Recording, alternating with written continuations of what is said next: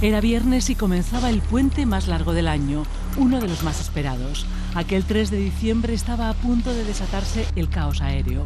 El pulso entre AENA y los controladores, que se prolongaba durante más de 2 años, alcanzaba el momento de máxima tensión.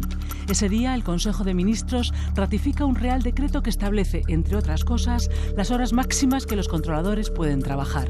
El texto se filtra en la asamblea del sindicato mayoritario de controladores. Poco después, en las torres de control se producen plantes en cadena de trabajadores que alegan no encontrarse en condiciones psicofísicas adecuadas. Solo se registran operaciones de aterrizaje de aviones que están en vuelo. Se cierra el espacio aéreo, se militariza el servicio y horas más tarde, por primera vez en la historia de la democracia, se decreta el estado de alarma, que se prolongará hasta mediados de enero. En la tarde del sábado 4, después de 20 horas, vuelve a abrirse el cielo español a la navegación aérea. Para entonces, miles de vuelos han sido pospuestos o cancelados y más de 600.000 viajeros se han visto afectados. Sus historias y las de los protagonistas de aquellos hechos componen ahora la crónica del aniversario de aquel caos.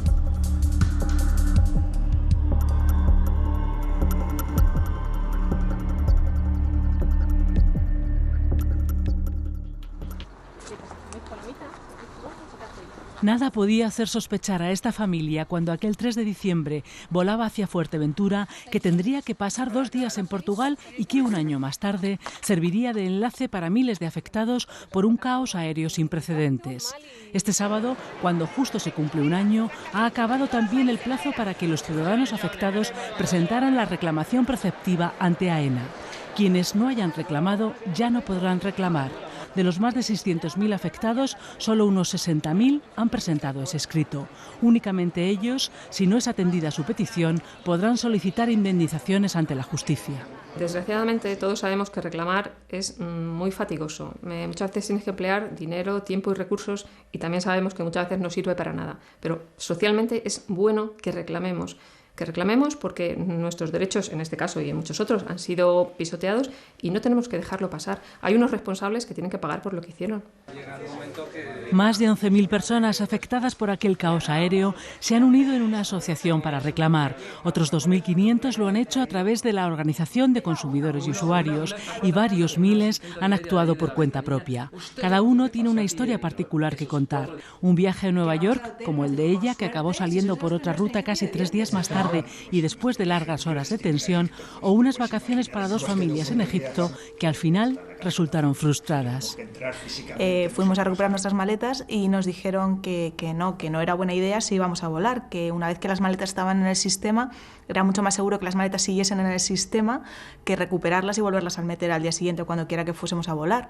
De tal forma que obviamente las maletas no llegaron a Nueva York con nosotros. 3 de las 4 que habíamos facturado llegaron 3 días después, y hay una maleta que nunca jamás llegó. La sensación fue bastante civilizada para el caos que había, porque recuerdo ver que el acceso a lo que serían las puertas de embarque estaba tomado por la policía, y el aeropuerto, todas las salas llenas de gente, pero entiendo que para el caos que había, pues la gente se comportó de una manera civilizada. Evidentemente la tensión de las largas colas en cualquier mostrador para obtener una hoja de reclamaciones que se agotaron, más cualquier tipo de tratar de tomar algo, pues los bares llenos, es decir, todo lo que se puede imaginar, un aeropuerto lleno de gente sin poder salir. Como casi todos, él es de los que aseguran que aquel puente de diciembre no lo va a poder olvidar. Ahora ha querido recordar para Informe Semanal cómo pasó aquella primera noche en un hotel de la Gran Vía de Madrid, donde le llevó la compañía aérea, y cómo estuvo los siguientes días en el aeropuerto intentando sortear obstáculos para poder volar. Llegamos a la 1 de la mañana del lunes, es decir, ya habíamos perdido 4 días por el caos aéreo. No teníamos, menos mal que en Nueva York teníamos los 5 días del hotel, que teníamos la segunda parte del viaje, porque la primera era las cataratas de Niágara, y eso lo perdimos entero. Fueron 1.000 euros que perdí, que no son recuperables. Estaba todo prepagado. Y en Nueva York, por suerte, llegué a los 5 últimos días del viaje, que era lo que la reserva completa, si no hubiera perdido 3.000 euros del hotel.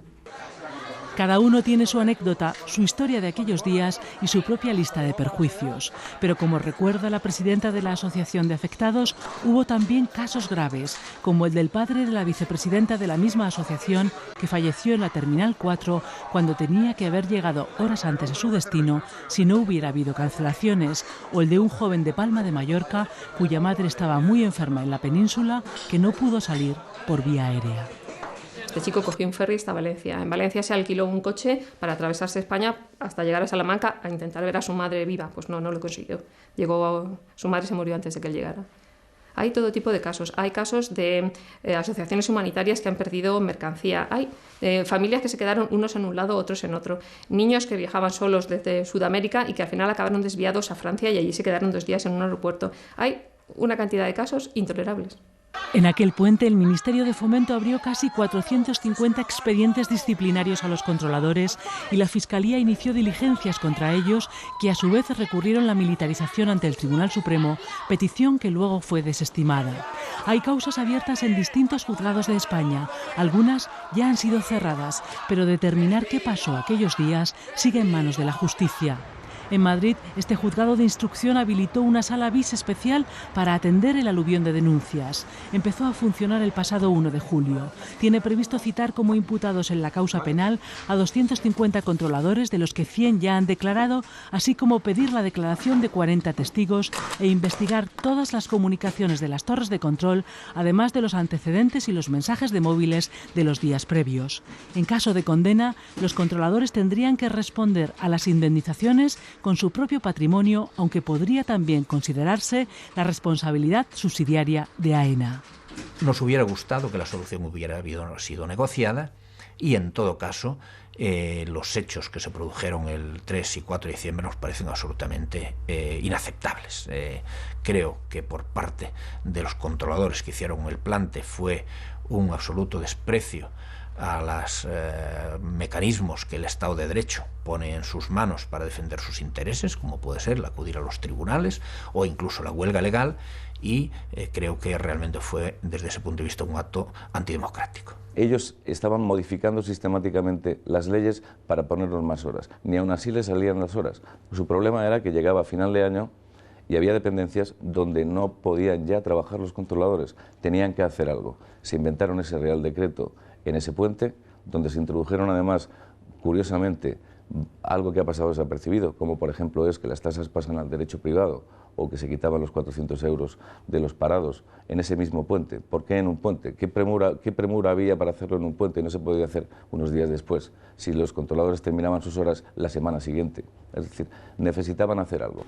La primera denuncia penal en los juzgados aquel mismo puente la puso un abogado de este despacho en nombre de los padres de 2 estudiantes que no podían regresar desde Irlanda. Poco a poco fueron sumando otros casos hasta superar los 11.000. Personados como acusación particular en la causa penal, presentarán a comienzos del próximo año demandas contencioso-administrativas.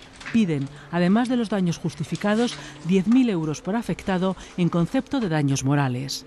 Los abogados de la Organización de Consumidores y Usuarios reclaman también los gastos y 300 euros por afectado.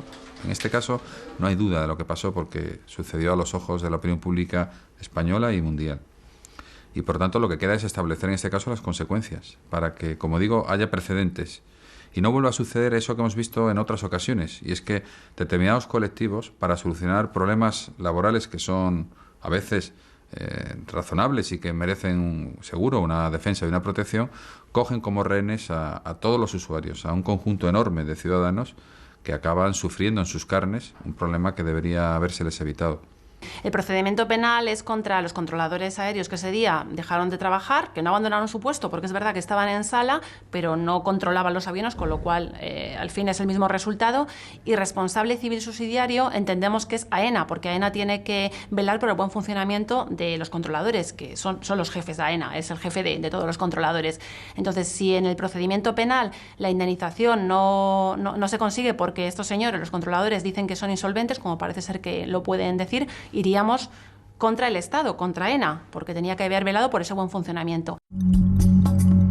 El pasado 8 de noviembre, una sentencia del Juzgado Central de lo Contencioso Administrativo rechaza la responsabilidad subsidiaria de AENA. Y el 21 del mismo mes, otra sentencia del Juzgado de lo Social de Santiago de Compostela desestima una demanda por despido nulo de un controlador aéreo. A finales de febrero pasado, el arbitraje pone fin al conflicto de los controladores y AENA, cierra la negociación de su convenio y reduce sus horas de trabajo. Pero el colectivo sigue denunciando que faltan controladores y que todavía están bajo presión. Estamos absolutamente de acuerdo y a favor de que las víctimas de aquel caos puedan recibir lo máximo posible. Esto es en primer lugar. ¿Y cómo nos sentimos nosotros? Pues cada vez más fuertes, porque cada vez resistimos más. Porque mire usted, al final en la aviación el factor humano es casi el 80% del causante de incidentes y de accidentes. Y el factor humano al final de los controladores lleva 2 años sometido a semejantes presiones. Yo como ejemplo de la eficiencia que tenemos que mejorar, pues pongo el caso de la torre de control de Barajas, por ejemplo, del aeropuerto de Madrid. El año pasado el aeropuerto de Madrid tuvo de manera aproximada unos 411.000 movimientos, algo más, con una plantilla de 110 controladores y con una retribución media sobre 200.000 euros. El aeropuerto de Heathrow tuvo 477.000 movimientos con 60 controladores y una retribución media de 110.000 euros. Entonces, eso le da una idea de todavía el camino que nos queda por andar. Las nuevas normativas derivadas de aquel conflicto hacen que se esté todavía en periodo de ajuste de control aéreo. Según Eurocontrol, el organismo que ahora supervisa los flujos de aviones en Europa, en los próximos años las demoras pueden suponer problemas para España y otros países en la convergencia hacia el cielo único europeo. Un proyecto que de haber podido estar implantado el año pasado, al repartir el control por toda Europa, habría evitado las dimensiones del caos. La diferencia fundamental es que en esta ocasión Eurocontrol ya es gestor de la red, acaba de ser designado, y esto tiene un ejemplo muy claro en el reciente conflicto con los controladores griegos. Hemos podido asistir a jornadas bastante parecidas a las del año pasado con los controladores españoles, y Eurocontrol ha estado gestionando el tráfico para volar alrededor del espacio aéreo griego de una forma más eficiente. Se prepara para volar a Jerez, el mismo trayecto que hizo en el puente del año pasado. En el futuro, con el cielo único europeo, pasará en parte a las tripulaciones la responsabilidad de la separación entre aeronaves mediante sistemas informáticos. Como otros compañeros pilotos, estudia las nuevas condiciones y llama la atención sobre su reivindicación permanente, la reducción de la calidad del empleo en las compañías y su incidencia en la navegación. Si hay una falta de seguridad, vamos a luchar con todas las armas que tengamos contra eso. Por supuesto, los temas de trabajo y descanso son uno de los temas que están ahora candentes, donde pretenden que trabajemos mucho más y descansemos menos, hasta unos límites que científicamente están demostrados que no son buenos. La mayor incidencia de viajeros hace que diciembre sea un mes más sensible para cualquier trastorno de la navegación aérea. En los últimos años, la quiebra de Air Madrid y de Air Comet y el último caos aéreo pesan en el recuerdo de muchos viajeros, como pesa en el de esta familia el viaje frustrado al Caribe del año pasado. Eran 11 en total y llevaban 5 niños. Pasaron casi día y medio en el aeropuerto. A pesar de eso sí, ahora sin pequeños, vuelven a viajar. Nos vamos ahora mismo, vamos a Bangkok, y esperemos que pueda llegar ese efecto. Esperemos que no tengamos que volver a estar delante de las cámaras diciendo lo mismo que decíamos del año anterior. Pasarán algunos años hasta que se diriman todos los detalles que condujeron a la odisea que vivieron miles de pasajeros en aquella ocasión. Pasará quizá más tiempo hasta que puedan, si así se determina, cobrar una indemnización. Es posible que para entonces se haya avanzado definitivamente en la formación de un cielo único europeo y tal vez, para bien de todos los usuarios de la navegación aérea, se hayan buscado soluciones para la difícil ecuación a la que aboca un mundo en competencia: volar cada día a menor coste, pero con más seguridad.